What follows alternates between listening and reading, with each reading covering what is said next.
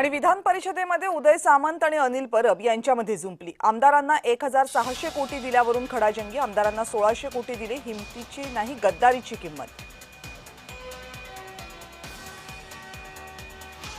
आता प्रश्न असा आहे की राज्य शासनाचे पैसे राज्य शासन देणं लागते।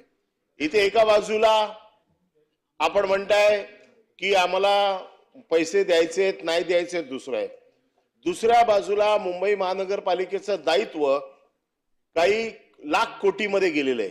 म्हणजे मुंबई महानगरपालिकेला द्यायला आता पैसे नाहीयेत।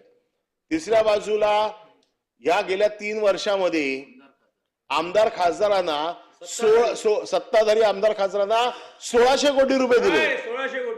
1600 कोटी रुपये म्हणजे 1600 कोटी रुपये हिम्मत की कीमत नाही, गद्दारीची किंमत आहे ही। हिम्मत की किंमत नाही आहे, ही किंमत कसली आहे? हे बक्षीस आहे।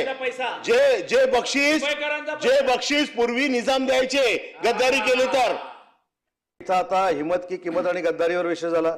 मिठी नदीमधल्या गाळामधलं पैसे खाणे ही गद्दारी आहे।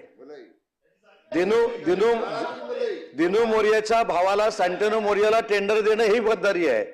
जो नाईट बार चालवतो त्या केतन कदमला काम देणं ही गद्दारी आहे। याच्यावर मला बोलायचं नव्हतं।